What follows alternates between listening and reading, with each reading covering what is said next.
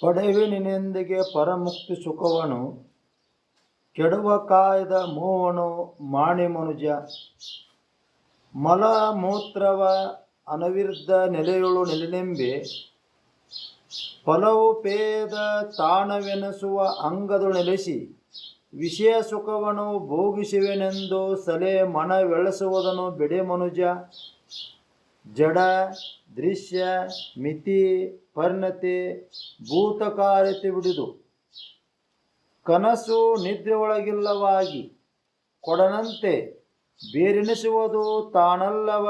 ಈ ಒಡಲೆಂಬ ಸುವೇಕವನ್ನು ಮಾಡಿ ಮನುಜ.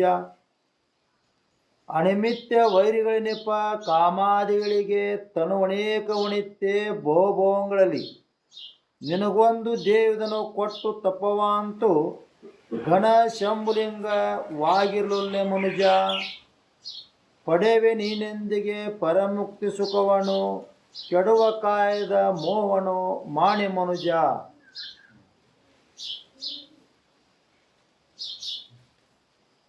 ಪಡೆವೆ ನೀನೆಂದಿಗೆ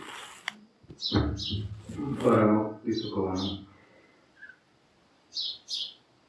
ಕೆಡುವ ಕಾಯದ ಮೋಹ ಮಾಡು ಮನುಜ. ಮನುಷ್ಯ ಕೆಟ್ಟ ಹೋಗ್ತಕ್ಕಂಥ ಶರೀರದ ಮೇಲೆ ಮೋಹ ಮಾಡಿದ್ರು ಅಂತ ಕುಂದಿರ್ತಾನೆ. ಇದರ ಮೇಲಿನ ಮೋಹ ಬಿಡೋದು ಬಹಳ ಕಠಿಣ. ಅದಕ್ಕೆ ಈ ಮೋಹವನ್ನು ಬಿಟ್ಟಿದ್ದಾದ್ರೆ ನೀವು ಸುಖಿ ಆಗ್ತೀವಿ. ಎಲ್ಲ ಸಂಸಾರ ಶುರುವಾಗುವುದು ಈ ಮೋಹದಶೆಯಿಂದ. ಈ ಶರೀರದ ಮೇಲೆ ಮೋಹದಶೆಯಿಂದ ಈ ಸಂಸಾರ ಶುರುವಾಗ್ತೈತಿ. ಇದ ಬಂಧನ, ಇದ ದುಃಖ. ಅದಕ್ಕೆ ಅವರು ಇದನ್ನ ಹೆಚ್ಚಿಸ್ತಾಗತ್ತ. ಈ ಶರೀರದ ಮೇಲೆ ಮೋಹವನ್ನು ಯಾವಾಗ ಬಿಡ್ತೀನಿ? ನೀವು ಸುಖಿ ಆಗ್ಬೇಕಂತಿ, ಆನಂದಮಯ ಆಗಿ ಉಳಿಬೇಕಂತಿ, ದುಃಖದಿಂದ ದೂರ ಆಗ್ಬೇಕಂತಿ. ಆದ್ರೆ ಮತ್ತೆ ಈ ಶರೀರದ ಮೇಲೆ ಮೋಹನ ಇಟ್ಕೊಂಡ್ತಿಲ್ಲ. ಪರಮುಕ್ತಿ ಸುಖವು ಅಂದ್ರೆ ಶ್ರೇಷ್ಠವಾದಂತಹ ಸುಖ. ಮುಕ್ತಿ ಸುಖ ಅಂದ್ರೆ ಬಂಧನಿಲ್ಲಾರದಂತಹ ಸ್ಥಿತಿ. ಈ ಸಂಸಾರ ಅಂದ್ರೆ ಮನಸ್ಸನ್ನು ಬಂಧನಕ್ಕೀಡು ಮಾಡ್ತದೆ. ಅದರಲ್ಲೇ ಮುಳುಗಿಸ್ಕೊಂಡಿರ್ತಾರೆ. ಅದನ್ನ ಬಿಟ್ಟು ಹೊರಗೆ ಹೋಗಕ್ಕೆ ಕೊಡೋದು. ಬಂಧನ ಅಂದ್ರೆ ಏನಪ್ಪ? ಒಂದರೊಳಗೆ ಮುಳುಗಿದ ಮೇಲೆ ಮತ್ತೆ ಹೊರಗೆ ಬರೋಕ್ಕಾಗೋದು. ಜೈಲಿನ ಹಾಕಿದ ಮೇಲೆ ಜೈಲೊಳಗೆ ಬಂಧನ, ಅದರಿಂದ ಹೊರಗೆ ಬರೋಕ್ಕಿಲ್ಲ. ಹಂಗೆ ಈ ಸಂಸಾರವೆಂದು ಬಂಧನ ಅಂದ್ರೆ ಸಂಸಾರದೊಳಗೆ ಮನಸ್ಸು ಮುಳುಗಿತು. ಸಂಸಾರದೊಳಗೆ ಮನಸ್ಸು ಮುಳುಗಿತು ಅಂದ್ರೆ ಹೊರಗೆ ಬರೋಕ್ಕಾಗ್ಬೋದು. ಪರಮುಕ್ತಿ ಸುಖವನ್ನು ನೀವು ಪಡಿಲೇಬೇಕಾಗಿತ್ತಂದ್ರೆ, ಮುಕ್ತಿ ಸುಖವನ್ನು ನೀವು ಪಡಿಲೇಬೇಕಾಗಿತ್ತಂದ್ರೆ, ನೀನು ಈ ಬಂಧನದಿಂದ ಬಿಡುಗಡೆಯಾಗಿ ಆ ಮುಕ್ತಿ ಆನಂದವನ್ನು ಅನುಭವಿಸಬೇಕಾಗಿತ್ತಂದ್ರೆ ಕೆಡುವ ಕಾಯದ ಮೋಹವನ್ನು ಬಿಟ್ಟು ಬಿಡು. ಅದಕ್ಕೆ ವಿಚಾರ ಮಾಡಿ ನೋಡ್ಕೊಂತ ಹೋದಾಗ ಈ ಸಂಸಾರ ಅನ್ನೋದು ಮತ್ತೆ ಹಳ್ಳಮಳ ತನ್ನಲ್ಲೇ ಹೇಳ್ಕೊಂತದ್ದು ಮನಸ್ಸನ್ನು. ಮನಸ್ಸು ಆನಂದಮಯವಾಗಿ ಉಳಿಬೇಕಾಗಿತ್ತು. ಅಲ್ಲಿ ಚಿಂತೆ ಬರಬಾರ್ದಾಗಿತ್ತು, ಅಲ್ಲಿ ದುಃಖ ಬರಬಾರ್ದಾಗಿತ್ತು. ಆದರೆ ಅದು ವಿಚಾರದಿಂದ ಏನು ಮಾಡೈತಿ? ತಪ್ಪು ತಿಳುವಳಿಕೆ ಮಾಡಿಕೊಂಡು ಈ ಸಂಸಾರದೊಳಗೆ ಸುಖ ಐತಿ, ಈ ಶರೀರದಿಂದ ಸುಖ ಸಿಗ್ತೈತಿ, ಇಂದ್ರಿಯ ಭೋಗಗಳ ಮೂಲಕ ಸುಖ ಸಿಗ್ತೈತಿ, ವಿಷಯಾದಿಗಳಲ್ಲಿ ಸುಖ ಐತಿ ಅಂತ ತಪ್ಪು ತಿಳುವಳಿಕೆ ಆಗಿದೆ. ಈ ಅಜ್ಞಾನದ ವಶಾತ್ ಮನಸ್ಸು ಮತ್ತೆ ಹಳ್ಳಮಳ ಅಲ್ಲೇ ತಿರುಗುತ್ತೆ. ಪುನಃ ಪುನಃ ಜನ್ಮ ಜನ್ಮಾಂತರದಲ್ಲಿ ವಿಷಯಾದಿಗಳ ಭೋಗ ನಡೆದರು. ಈ ಹುಟ್ಟಿದಾರಿಗೂ ಎಷ್ಟು ಉಂಡಿಲ್ಲ, ಎಷ್ಟು ತೊಟ್ಟಿಲ್ಲ, ಎಷ್ಟು ಹುಟ್ಟಿಲ್ಲ. ಮತ್ತು ಇದರ ಆಸೆ ಏನಾರ ಅಳತನ ನೋಡ, ಸಾಕ್ವಾ ಇದು ಯಾಕೆ ನನಗೆ ಅನ್ನುವಂಥ ಆಸೆ ಹುಟ್ಟತನ, ಉಳ್ದತನ ಅಳದತನ ಇಲ್ಲ. ಮತ್ತೆ ಉಳ್ದತ್ತ ಆಸೆ. ಯಾಕೆ ಉಳ್ದತ್ತಂದ್ರೆ ವಿಚಾರ ಮಾಡಿಲ್ಲ. ಎಂದು ನೀವು ವಿಚಾರ ಮಾಡಕ್ ಶುರು ಮಾಡ್ತಿ ಅಂದ್ರೆ ಈ ಆಸೆ ಅಳಿತೈತಿ. ವಿಚಾರ ಮಾಡಲಿಲ್ಲ ಅಂದ್ರೆ ಈ ಆಸೆ ಜನ್ಮ ಜನ್ಮಾಂತರ ಹಂಗ ಹೋಯ್ತು. ಅದಕ್ಕೆ ವಿಚಾರ ಮಾಡಿ ಇದನ್ನ ಕಳ್ಕೋದು. ಅದಕ್ಕೆ ಈ ಒಂದು ಜನ್ಮನಾದ್ರೂ ನೀವು ವಿಚಾರ ಮಾಡಕ್ ಈ ಜನ್ಮವನ್ನು ಕೊಟ್ಟಿದ್ದಾದ್ರೆ ಜನ್ಮದ ಸಾರ್ಥಕತೆ. ಆ ಮುಕ್ತಿ ಸುಖ ಅಂತ ಹೇಳಿದ್ರು. ಪಡೆಯುವ ನೀನೆಂದಿಗೆ ಪರಮುಕ್ತಿ ಸುಖವನ್ನು. ಪ್ರಶ್ನೆ, ಎಂದು ಪಡಿತೀಪ ನೀ ಪರಮುಕ್ತಿ ಸುಖವನ್ನು? ಮಲ ಮೂತ್ರವ ಅನುವಿರುದ್ಧ ನೆಲುನೆಂಬೆ. ಸಂಸಾರ ಶರೀರ ಹೆಂಗೈತೆ ಅನ್ನೋದು ಹೇಳ್ಕೊಂಡು ಹೋಗ್ತಾರೆ. ಈ ಸಂಸಾರ ಬಗ್ಗೆ, ಈ ಶರೀರ ಬಗ್ಗೆ. ಮುಕ್ತಿ ಸುಖ ಯಾಕೆ ನಿನಗೆ ಒಣಗೋಕಾಗೋದಂದ್ರೆ, ಯಾವುದು ಸತ್ತಿಲ್ಲ ಅದನ್ನ ಸತ್ಯ ಅಂತ ತಿಳ್ಕೊಂಡು ಕುಂತಿ, ಯಾವುದು ಶಾಶ್ವತವಿಲ್ಲ ಅದನ್ನ ನಂಬ್ಕೊಂಡು ಕುಂತಿ. ನಂಬಿದ್ರೆ ನಂಬಬೇಕು, ಯಾವುದು ಕೆಡಲಾರದಂತ ಒಂದು ಸದ್ವಸ್ತುವನ್ನು ನಂಬಬೇಕು. ನಂಬಿದ್ದು ಎಲ್ಲಿ ಈಗ? ನಂಬಿದ್ದು ಎಲ್ಲಿ ಅಂದ್ರೆ ಅಂತಃಕರಣ. ಅಂತಃಕರಣ ಏನು ನಂಬ್ಕೊಂಡು ಕುಂತೀನಿ ನೀನು? ಕೆಡುವ ಕಾಯವನ್ನು, ಈ ಕೆಟ್ಟು ಹೋಗತಕ್ಕಂತ ಸಂಸಾರವನ್ನು. ಇದನ್ನು ನಂಬಿದ್ದನ್ನು ನೀನು ಎಲ್ಲಿ ಬಿಡಬೇಕಾಗೈತಿ, ಅಲ್ಲೇ ಅಂತಃಕರಣವಾಗಿ ಬಿಡಬೇಕಾಗೈತಿ. ಅದಕ್ಕೆ ಇದನ್ನ ಬಿಡಲಿ ಅಂತೇಳಿ ವಿವೇಕವನ್ನು ಕೊಡಾಕತ್ತಾರ. ಮುಂದಿನ ಕಾಲದೊಳಗೆ ಏನ್ ಹೇಳ್ತಾರ ಅವರು, ಮಲ ಮೂತ್ರದ ಸ್ಥಾನ ಈ ಶರೀರ ಅಂದ್ರೆ ಹೆಂಗೈತಿಪ್ಪ ವಿಚಾರ ಮಾಡಿ ನೋಡಿ. ಇದ್ದಂತ ಕೆಟ್ಟು ಹೋಗ್ತಕ್ಕಂತ ಈ ಶರೀರವನ್ನ ವಿಚಾರ ಮಾಡಿ. ಈ ಶರೀರದ ಬಗ್ಗೆ ಸ್ವಲ್ಪ ಗಮನ ಕೊಡ್ಲಿಕ್ಕಂದ್ರೆ ಇದು ಸೋರೋದು ನಾರೋದು ಶುರು ಆಗ್ತದೆ. ಅಂದ್ರೆ ಇದು ಕೆಟ್ಟದ್ದು, ಇದು ಹಳಸ್ತದೆ, ಇದು ನಾಶ ಆಗ್ತದೆ. ಅಂತ ಕೆಟ್ಟು ಹೋಗತಕ್ಕಂತ ಶರೀರದ ಮೇಲೆ ನೀವು ಮೋಹ ಇಟ್ಕೊಂಡು ಕುಂತು ದಿನಂಪ್ರತಿ ಇದು ನಾನು, ಇದು ನಾನು, ಇದು ನಾನು, ಇದು ನಾನು ಅಂತೇಳಿ ವಿಚಾರ ಮಾಡ್ಕೊಂತ ಕುಂತಿಯಲ್ಲ. ಇದರ ಬಗ್ಗೆ 24 ತಾಸಿನಾಗ ಈ ಶರೀರ ಬಂದತಿ ಶರೀರ ದಶೆನ ವಿಚಾರ ಮಾಡೋದು ಹೊರತಾಗಿ ಶರೀರ ಬಿಟ್ಟು ಅನ್ಯವಾಗಿ ಏನಿಲ್ಲ. ಅದಕ್ಕೆ ನಾವು ಒಳಗೆ ಹೊಕ್ಕ ನೋಡು, ಈ ಶರೀರದೊಳಗೆ ಏನೈತಿ, ಈ ಶರೀರದೊಳಗೆ ಏನೈತಿಪ್ಪ, ಅದ ತೊಗಲು. ಆ ತೊಗಲು ಒಂದು ತೆಗೆದು ಬಿಟ್ಟರೆ ಈ ಶರೀರ ನೋಡಕ್ಕಾಗುದು. ಅದಕ್ಕೆ ಇದು ಮರಗಳ ದಶೆಗೆ ಅಂತ ಹೇಳ್ತಾರೆ. ಅದಕ್ಕೆ ಇದ್ರ ಮೇಲಿನ ಮೋಹನ ಬಿಡು. ಇದಕ್ಕೆ ಮೋಹನ ಬಿಡ್ಬೇಕಾಗೈತಿ. ಇದು ಸ್ಥಿರ ಇಲ್ಲ, ಸ್ಥಿರವಾಗಿರೋದಾಯ್ತು. ಇದ್ರ ಮೇಲೆ ಮೋಹ ಇಟ್ಕೊಂಡು ಕೂತಿದ್ರೆ ಅಡ್ಡಿ ಇಲ್ಲ ಅನ್ಬೋದಾಯ್ತು. ಇದು ವಿಕಾರಕತಿ, ಕೆಡತತಿ, ನಾಶಕತಿ, ಸ್ಥಿರ ಇಲ್ಲ. ಅದಕ್ಕೆ ಇಂಥ ಅಸ್ಥಿರವಾದಂತ ಈ ಶರೀರವನ್ನ ನಂಬ್ಕೊಂಡು ಕುಂದ್ರಬಾರ್ದು. ಮುಂದೆ ಮತ್ತೆ ಹೇಳ್ತಾರೆ, ಫಲೋಪೇದ ತಾಣವೆನಿಸುವ ಅಂಗವೆರಿಸಿ ವಿಷಯ ಸುಖವನ್ನು ಭೋಗಿಸುವನೆಂದು ಸಲೆ ಮನವೆಳೆಸುವುದನ್ನು ಬಿಡೆ ಮನುಜ.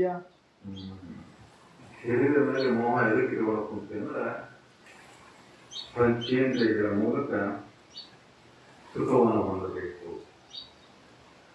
ಪಂಚ ವಿಷಯಗಳದಾವು, ಪಂಚೇಂದ್ರಿಯಗಳದಾವು. ಶಬ್ದ ಕಿವಿ ಮೂಲಕ ಗಾಯನ ಕೇಳಬೇಕಂತ, ಗಾಯನ ಕೇಳಿ ಇನ್ನೊಂದು ಮಣಿ ಗಾಯನ, ಇನ್ನೊಂದು ಮಣಿ ರಾಗ, ಇನ್ನೊಂದು ಮಣಿ ತಾಳ.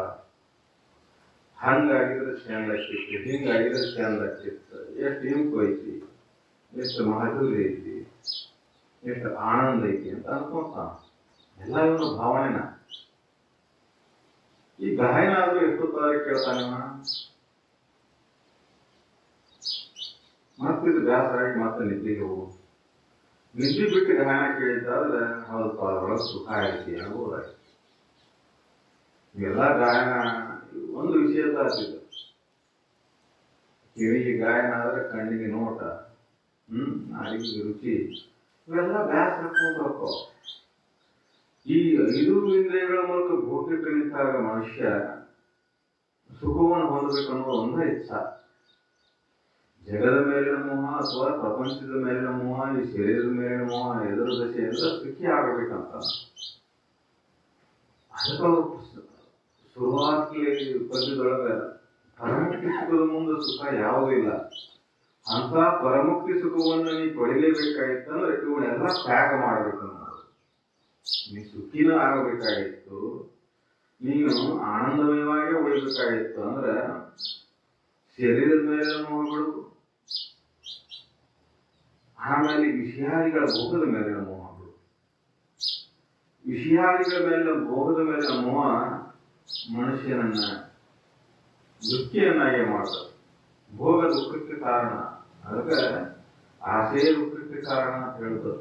ಏನೇನು ಆಸೆ ಇಟ್ಕೊಂಡು ಇನ್ನೊಂದು ಸ್ವಲ್ಪ ಏನು ಆಸೆ ಮಾಡ್ಕೊಂಡು ಹೋಗ್ತೀಯಲ್ಲ ಜೀವನದೊಳಗೆ, ಆ ಆಸೆ ಅನ್ನೋದು ಮುಗಿದಿಲ್ಲ.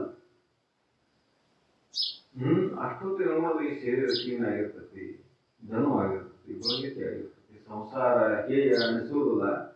ಆದ್ರೆ ಸಾಮರ್ಥ್ಯ ಇಲ್ಲದಕ್ಕೆ ಇದನ್ನು ಬಿಡಾಕ್ ಶುರು ಮಾಡ್ತಾನೆ. ಭೋಗದ ಸಾಮರ್ಥ್ಯ ಕ್ಷೀಣಿಸ್ತದೆ, ಇಂದ್ರಿಯಗಳ ಶೀತಲಾಗಿರ್ತಾವು, ಭೋಗ ಸಾಮರ್ಥ್ಯ ಇರೋದಿಲ್ಲ, ಆಸೆ ಮಾತ್ರ ಉಳಿದಿರ್ತದೆ.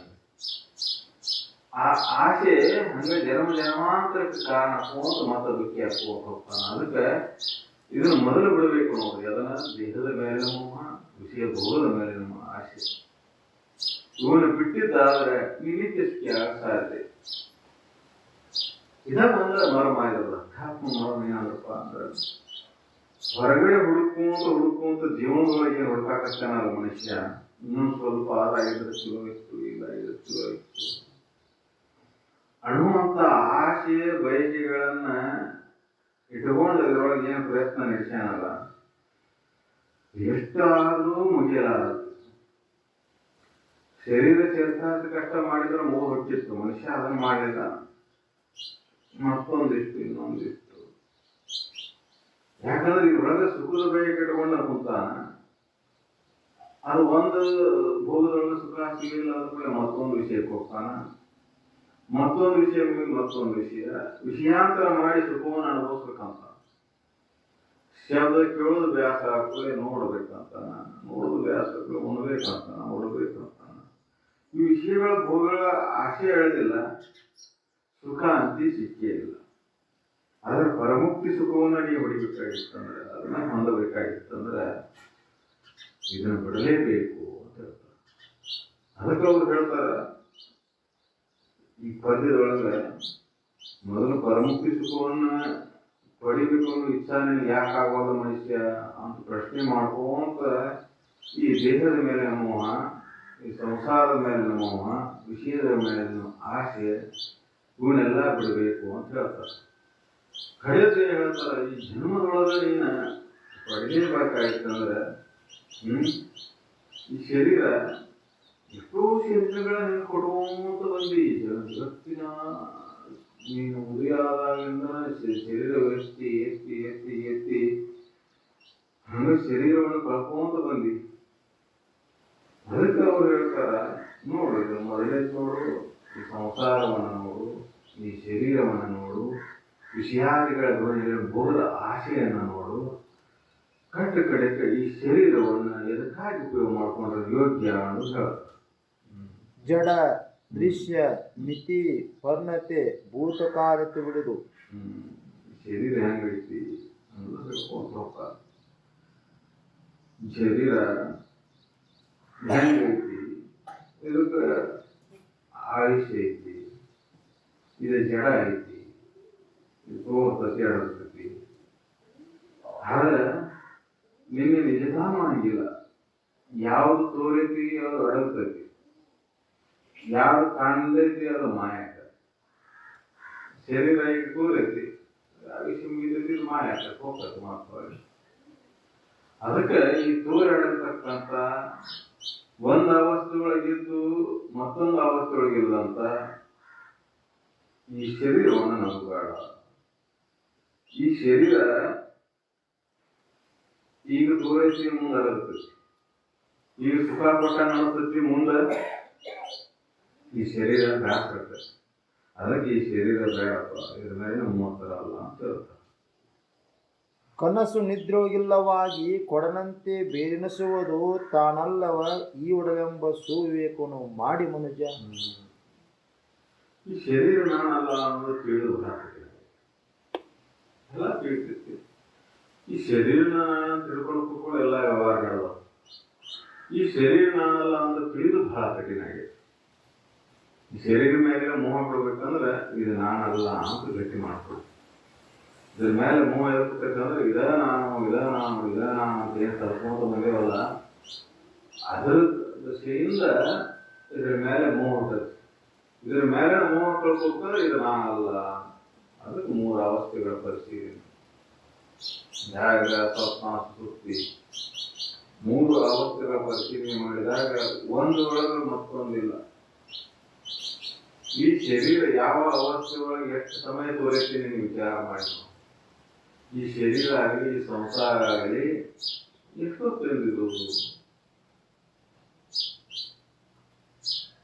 ಈ ಜಾಗ್ರಾವಸ್ಥೆ ಬಂದಾಗ ಅಷ್ಟ, ಎತ್ತರ ಆಯ್ತಂದ್ರೆ ಅಷ್ಟ. ಕನಸಿನೊಳಗಿಲ್ಲ, ನಿದ್ರಿ ಒಳಗಿಲ್ಲ. ಆ ಶರೀರ ಕ್ಷೀಣಿಸ್ತೈತಿ, ನಾಶಕತಿ, ಬರುತ್ತಾನ. ಒಂದು ಅವಸ್ಥೆ ಒಳಗೆ ತೋರಿ ಮತ್ತೊಂದು ಅವಸ್ಥೆ ಒಳಗಿಲ್ಲ. ಈ ಅವಸ್ಥೆಗಳು ಒಂದ್ರೊಳಗೆ ಒಂದು ಮತ್ತೊಂದಿಲ್ಲ. ಜಾಗ್ರಾವಸ್ಥೆ ಸತ್ಯ ಅಂತ ತಿಳ್ಕೊಂಡ್ಬಿಟ್ಟು ಕನಸಿನೊಳಗಿಲ್ಲ, ನಿದ್ರಿ ಒಳಗಿಲ್ಲ. ಅಂತ ಒಂದು ಅವಸ್ಥೆ ಇದು ಜಾಗ್ರಾವಸ್ಥೆ. ಹೋದಪ್ಪ, ಜಾಗದಾಗ ಅಷ್ಟ ತೋರಿದ್ರು ಈ ಅವಸ್ಥೆ ಕನಸಿನೊಳಗೂ ಇರ್ತಿತ್ತಂದ್ರೆ ಜಾಗ್ರಾವಸ್ಥೆ ಒಳಗೆ ಸೂರ್ಯದತ್ತ ಶರೀರ ಕನಸಿನೊಳಗೂ ಐತಿ ಅಂತ ಅನ್ಕೋಬೇಕಾಯ್ತು.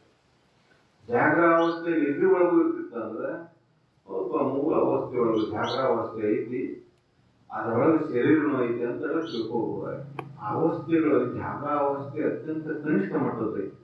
ಈ ನಿದ್ರಿ ಒಳಗಿಲ್ಲ, ಕನಸಿನೊಳಗೂ ಇಲ್ಲ. ಆದ್ರೂ ಮನುಷ್ಯ ಎದಕ್ಕಾಗಿ ಬಿಡಾತಾನ. ಒಂದ್ ಅವಸ್ಥೆ ಒಳಗೆ ಜಾಗದ ಅವಸ್ಥೆ ಒಳಗೆ ತೋರಿದಂತ ಈ ಶರೀರವನ್ನ ಸತ್ಯ ಅಂತ ತಿಳ್ಕೊಂಡ್ಬಿಡ್ತಾನ. ಇದು ಮಿಥ್ಯ ಅಂತ ತಿಳಿಬೇಕಾಗಿತ್ತಂದ್ರೆ ಉದಾಹರಣೆ ಕೊಡ್ತಾರೆ.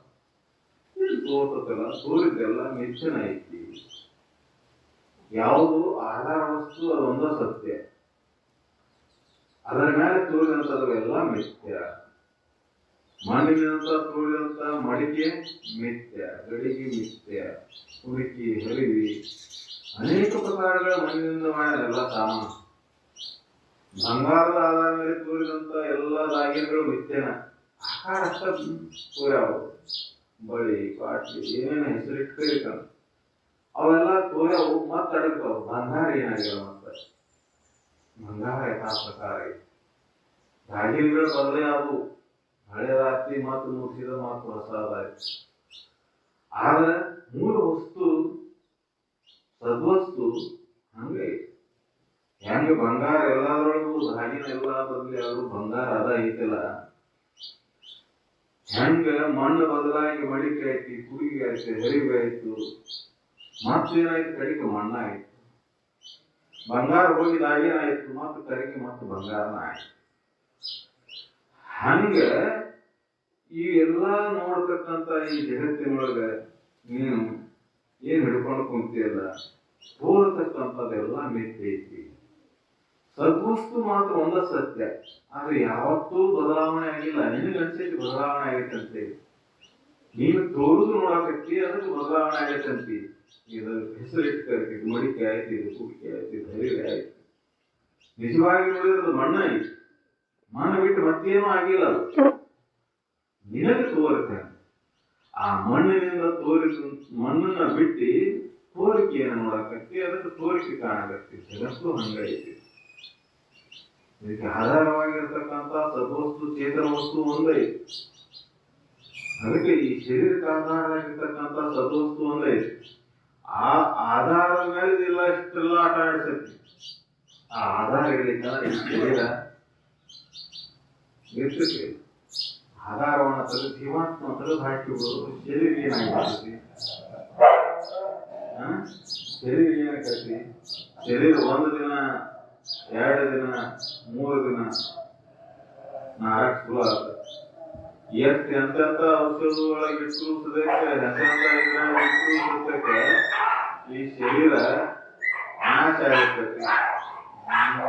ಅದಕ್ಕೆ ಈ ಶರೀರವನ್ನ ನೀನು ವಿಚಾರ ಮಾಡಕ್ ಹೋಗಬೇಡ. ಈ ಶರೀರದ ಬಗ್ಗೆ ವಿಚಾರ ಮಾಡಕ್ ಹೋಗಬೇಡ. ಶರೀರವನ್ನ ಬಿಟ್ಟು ಬಿಡೋದು. ಇದು ಕೆಟ್ಟು ಹೋಗತಕ್ಕಂಥ ಶರೀರ, ಇದು ವಿಕಾರ ಆಗತಕ್ಕಂಥ ಶರೀರ. ಅದಕ್ಕೆ ಇದ್ರ ಮೇಲಿನ ಮೋಹನದು. ಎಲ್ಲಿವರೆಗೆ ಇದ್ರ ಮೇಲಿನ ಮೋಹದಂಗ ಇರತಿ, ನೀನು ದುಃಖ ತಪ್ಪಿದ್ದಲ್ಲ. ಅದಕ್ಕೆ ಈ ಅವಸ್ಥೆಗಳ ಪರಿಶೀಲನೆ ಮಾಡು. ಆಧಾರವಾದಂತ ವಸ್ತು ಯಾವ್ದೈತೆ ಸತ್ಯವನ್ನು ತಿಳ್ಕೊ. ಸೂರ್ಯ ಆಡತಕ್ಕಂಥ ಈ ಶರೀರ ತೋರಿಯಾಡತಕ್ಕಂಥ ಈ ಅವಸ್ಥೆಗಳು ನಿನ್ನ ಆಧಾರ ಮೇಲೆ ಅದಾವು. ಅದಕ್ಕೆ ಆಧಾರವಾಗಿರ್ತಕ್ಕಂಥ ಸದ್ವಸ್ತು ಒಂದ ಸತ್ಯ. ಹಂಗ ಈ ಶರೀರಕ್ಕೆ ಈ ಜಗತ್ತಿಗೆ ಆಧಾರವಾಗಿರ್ತಕ್ಕಂಥ ಸದ್ವಸ್ತು ಒಂದೈತಿ. ಹೆಂಗ ಎಲ್ಲಾ ದಾಗಿನಗಳಿಗೆ ಬಂಗಾರ ಆಧಾರ ಆಗೈತು, ಎಲ್ಲಾ ವಸ್ತುಗಳಿಗೆ ಮಣ್ಣು ಆಧಾರ ಆಗೈತು, ಹಂಗ ಈ ಜಗತ್ತಿಗೆ ಒಂದು ಆಧಾರ ವಸ್ತು ಐತಿ. ಶರೀರಕ್ಕಷ್ಟ ಅಲ್ಲ, ಈ ಜಗತ್ತಿಗೆ ಒಂದು ಆಧಾರವಾದಂತ. ಅದ್ರ ಒಳಗೆ ತೋರಿದಂತದ್ದು ಈ ಜಗತ್ತು. ಅದಿಲ್ಲ ಅಂದ್ರೆ ಈ ಜಗತ್ತ ಇಲ್ಲ, ಅದಿಲ್ಲ ಅಂದ್ರೆ ಈ ಶರೀರನೇ ಇಲ್ಲ. ಇವೆಲ್ಲ ಜಗತ್ತಿನೊಳಗೆ ಏನ್ ಆಟ ನಡೆದಾವ ಅದರ ಆಧಾರ ಮೇಲೆ ನಡೆದಾವ. ಅದ ಸದ್ವಸ್ತು, ಅದ ಪರಬ್ರಹ್ಮ ಸ್ವರೂಪ. ಅದರ ಆಧಾರ ಮೇಲೆ ಶರೀರ ನಡೆದೈತಿ.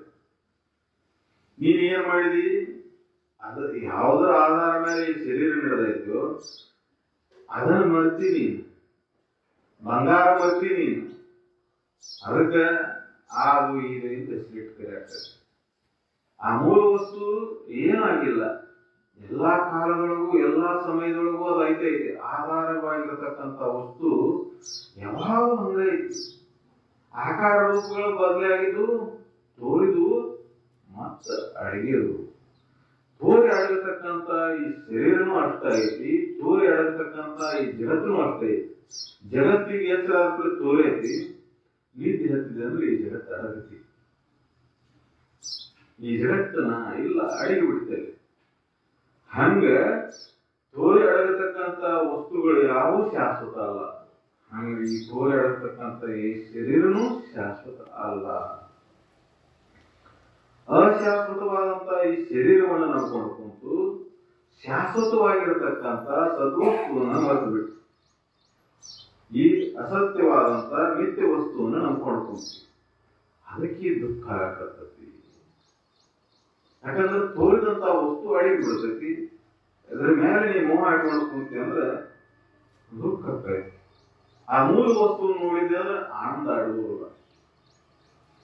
ಮೂಲ ವಸ್ತುವನ್ನು ನೋಡಿದಾಗ ಅದೆಂದೂ ಬದಲಾವಣೆ ಆಗಿಲ್ಲ. ಮೊದಲು ಮಣ್ಣ ಇತ್ತು, ಕಡಿಗೂ ಮಣ್ಣ ಹೋಯಿತು. ಅದರೊಳಗೆ ಏನು ಬದಲಾವಣೆ ಇಲ್ಲ. ಮೂಲ ವಸ್ತು ಯಥಾಪ್ರಕಾರ ಹಂಗೆ ಇತ್ತು. ಅದರ ಮೇಲೆ ತೋರಿದಂತ ಎಲ್ಲಾ ವಸ್ತುಗಳು ಅಳಿತಾವು, ನಾಶಕ್ಕಾವು. ಅದಕ್ಕೆ ತೋರ್ತಕ್ಕಂಥ ಈ ಶರೀರವನ್ನೆಲ್ಲ ಮೋಹವನ್ನು ಬಿಡು. ಒಂದು ಅವಸ್ಥೆಯೊಳಗೆ ತೋರತಕ್ಕಂಥ ಈ ಸಂಸಾರದ ಮೇಲೆ ಮೋಹವನ್ನು ಬಿಡು. ಸಂಸಾರ ಒಂದು ಅವಸ್ಥೆಯೊಳಗೆ ಅಷ್ಟ ತೋರಿತಿರು, ಎಷ್ಟರದೊಳಗೆ ಅಷ್ಟ ತೋರಿಸ್ತಿ. ಕನಸಿನೊಳಗೆ ನಿದ್ರಿ ಒಳಗೆ ಈ ಸಂಸಾರ ಇಲ್ಲ, ಗಂಡ ಇಲ್ಲ, ಹೆಂಡತಿಲ್ಲ, ಮಕ್ಕಳಿಲ್ಲ, ಏನ ನಿನ್ನ ಪರಿಪಟ್ಟಗಳಿಲ್ಲ. ಇವು ಯಾವ ಇಲ್ಲ ಕನಸಿನೊಳಗೆ, ನಿದ್ರಿ ಒಳಗೆ. ಕನಸಿನೊಳಗಿನ ಜಗತ್ತ ಬೇರೆ, ಇಲ್ಲಿ ಜಗತ್ತ ಬೇರೆ. ನಿದ್ರಿ ಒಳಗೆ ಅವು ಎರಡೂ ಇಲ್ಲ.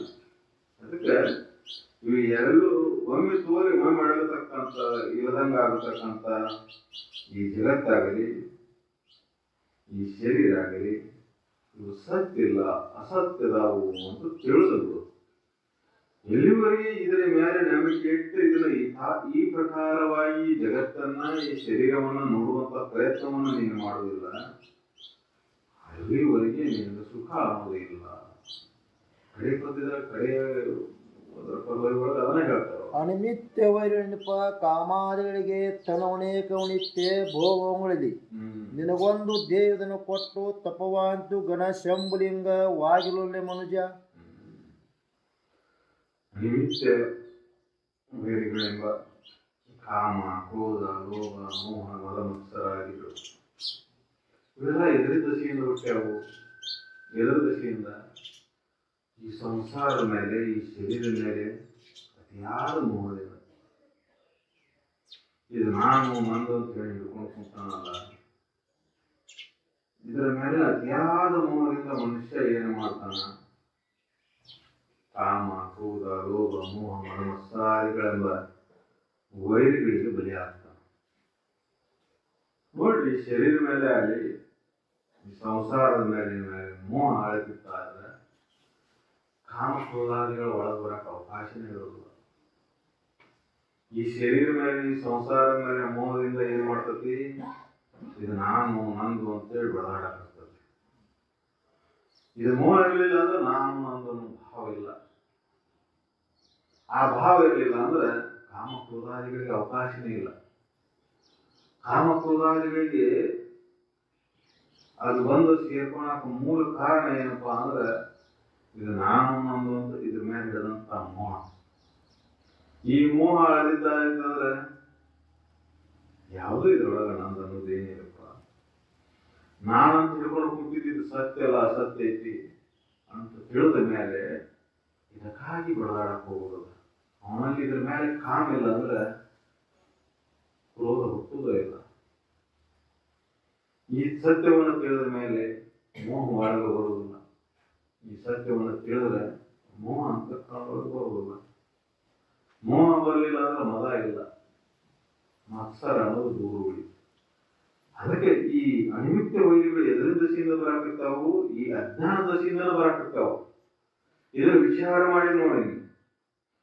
ಎಲ್ಲಿವರೆಗೆ ಈ ಸತ್ಯವನ್ನು ವಿಚಾರ ಮಾಡೋದಿಲ್ಲ ಅಲ್ಲಿವರೆಗೆ ಈ ವೈರಿಗಳು ಬಂದು ಕಾಡೋದಾನೆ. ಸಣ್ಣ ಸಣ್ಣ ವಿಷಯದ ಮೇಲೆ ರಾಗ ಬರ್ತೈತಿ, ಅದರಿಂದ ದ್ವೇಷ ಶುರುವಾಗ್ತೈತಿ, ಅದರಿಂದ ಕ್ರೋಧ ಬರ್ತೈತಿ, ಅದರಿಂದ ಮದ ಬರ್ತೈತಿ, ಮತ್ಸರ ಬರ್ತೈತಿ.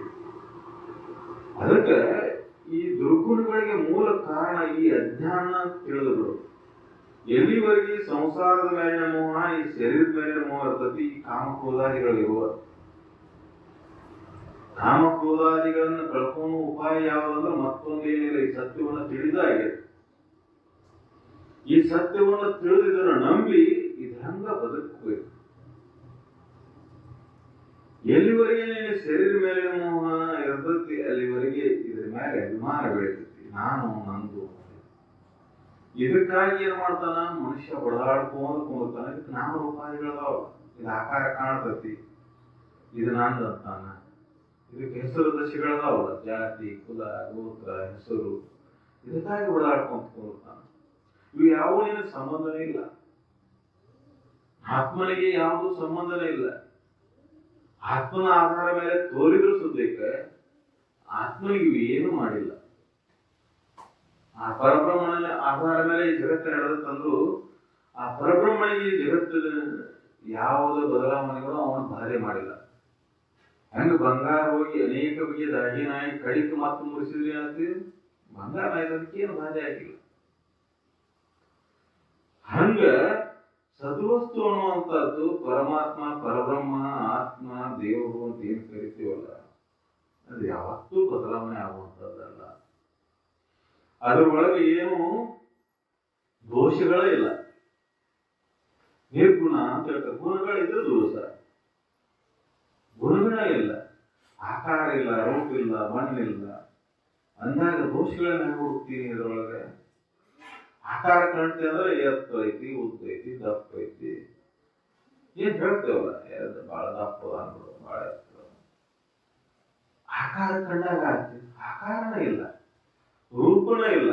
ಕಪ್ಪು, ಕೆಂಪು, ಬಿಳುಪು, ಯಾವುದು ಬಣ್ಣ ಇಲ್ಲ, ರೂಪ ಇಲ್ಲ, ಗುಣಗಳು ನಿರ್ಗುಣ.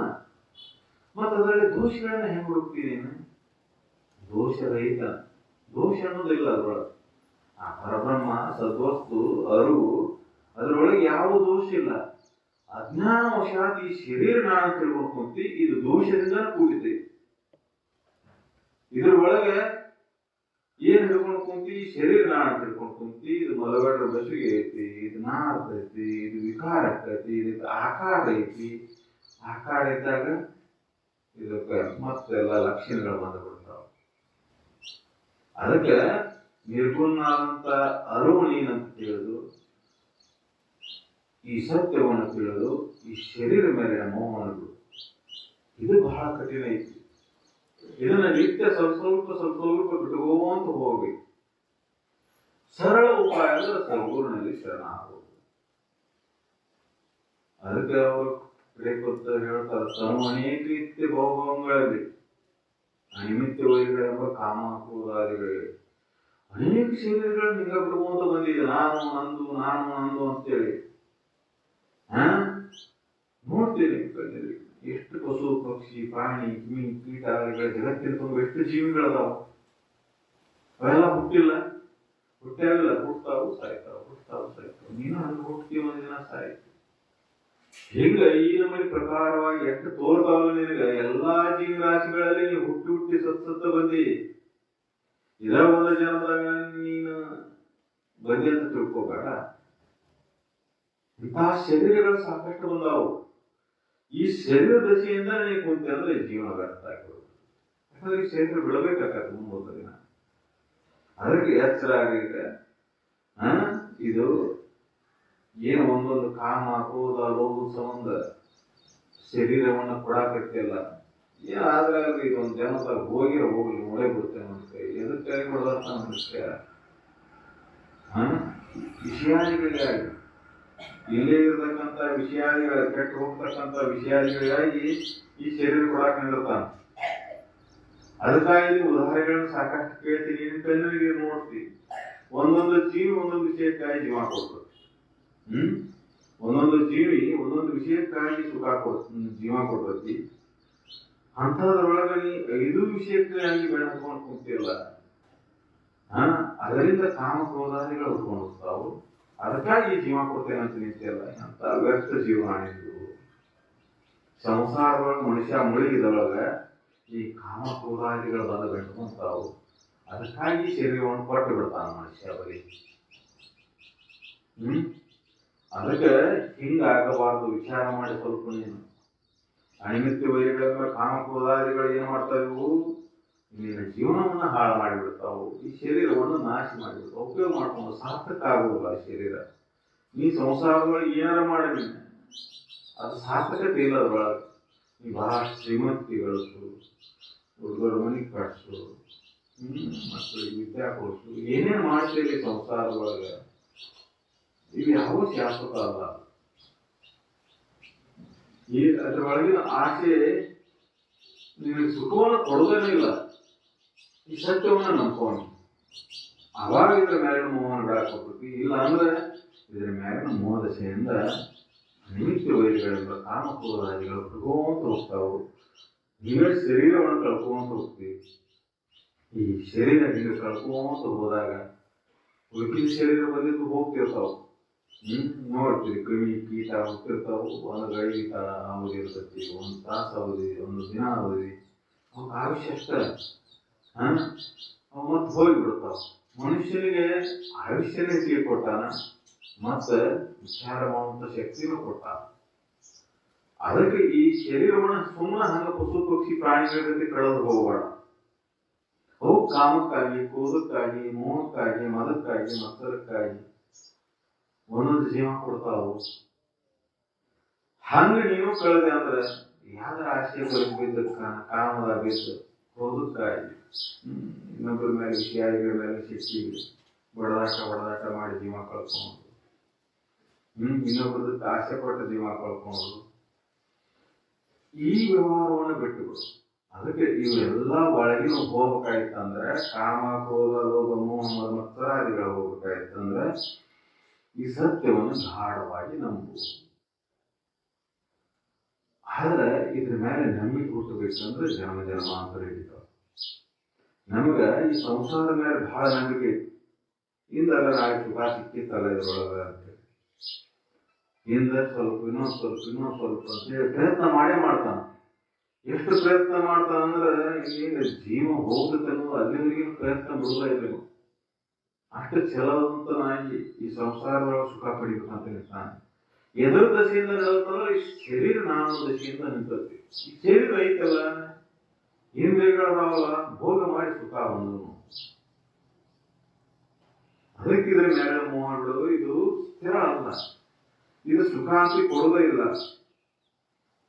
ಅದಕ್ಕೆ ಇದನ್ನ ವಿಚಾರ ಮಾಡ್ಕೊಂತ ಬಂದು ನಿನಗ ಈ ಸತ್ಯದ ಮೇಲೆ ನಂಬಿಕೆ ಇಟ್ಟು ನಂಬಿಕೆ ಇಟ್ಟುಕೊಂಡು ಪ್ರಯತ್ನ ಮಾಡಿದ್ರೆ ಸಿದ್ಧಿಸ್ತದೆ.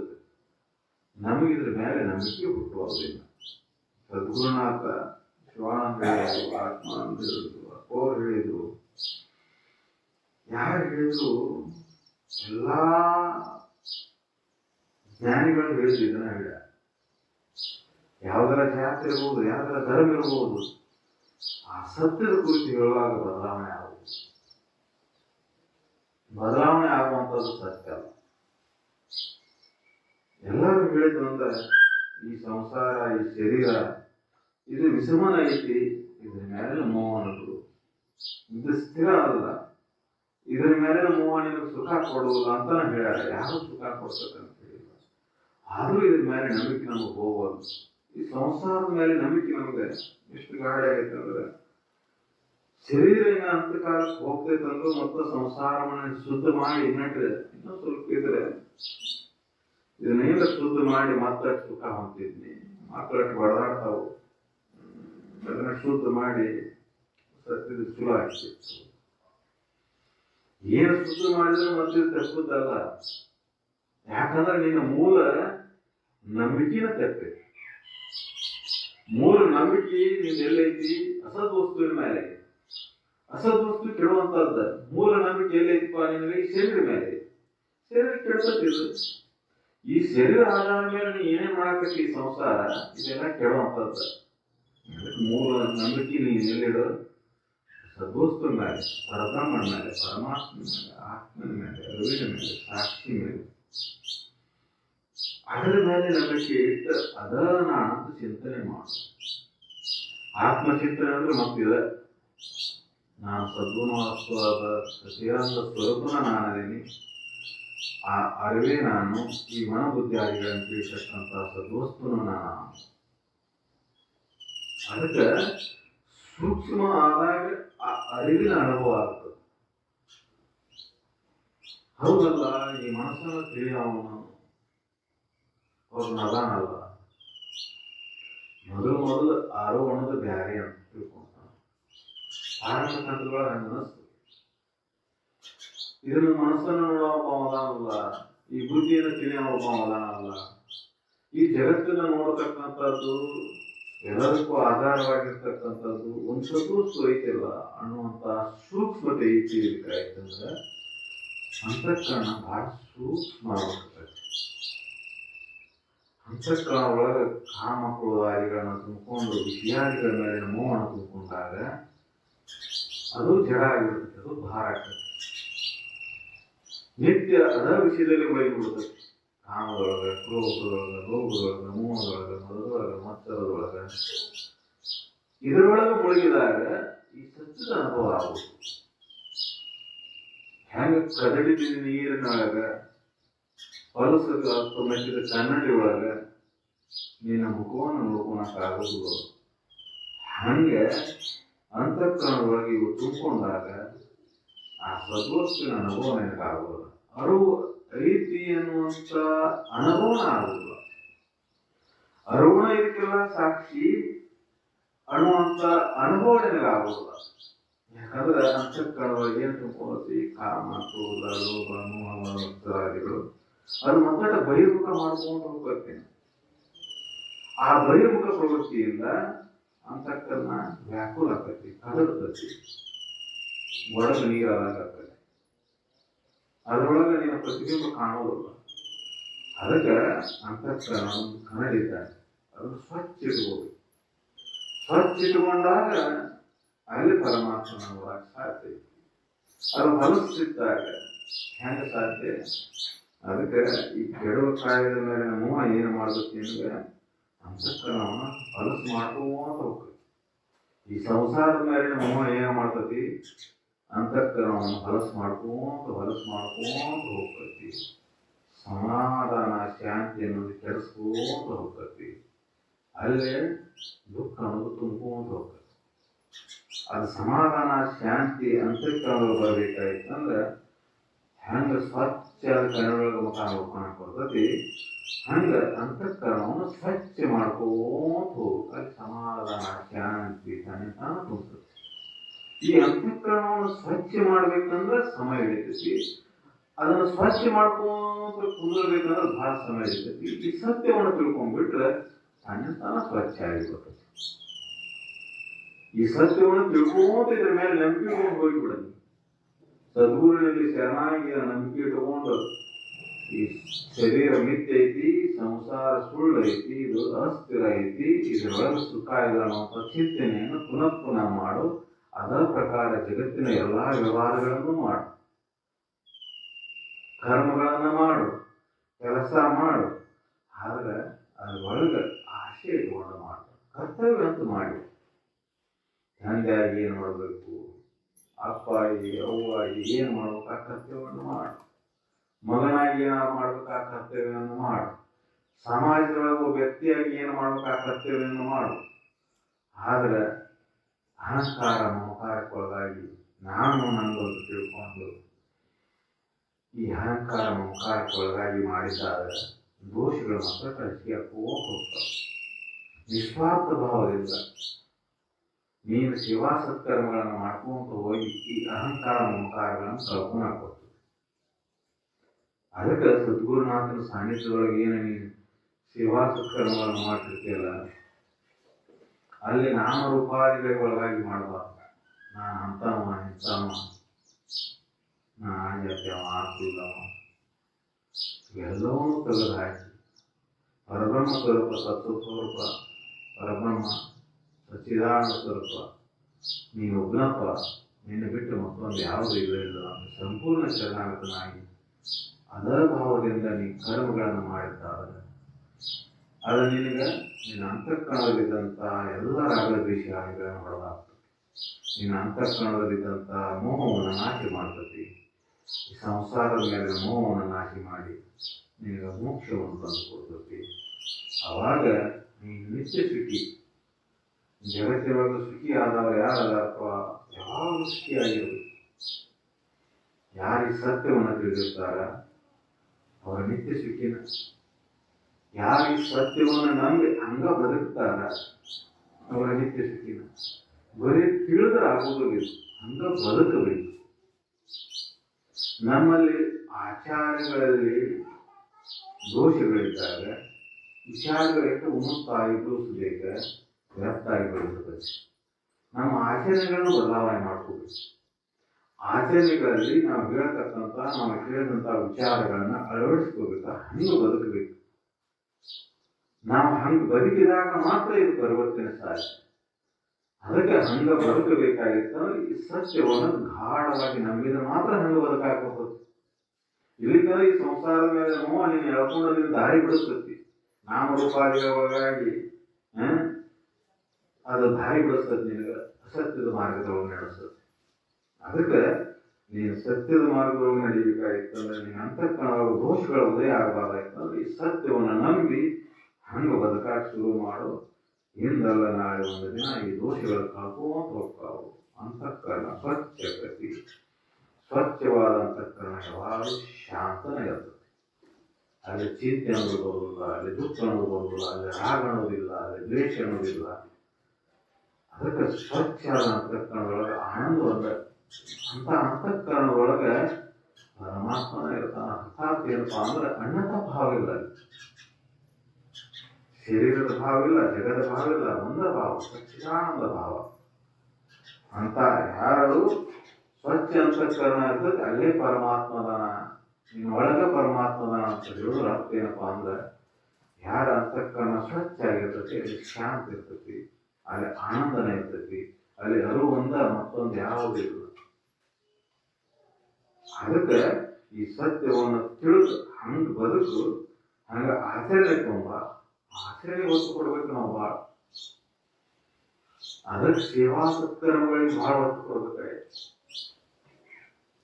ನಿಸ್ವಾರ್ಥ ಸೇವಾ ಮನೋಭಾವದಿಂದ ಅಂತಃಕರಣದಲ್ಲಿ ಶಾಂತಿ ಅಂತ ಸಾಧ್ಯ ಐತಿ ಹೇಳಿ.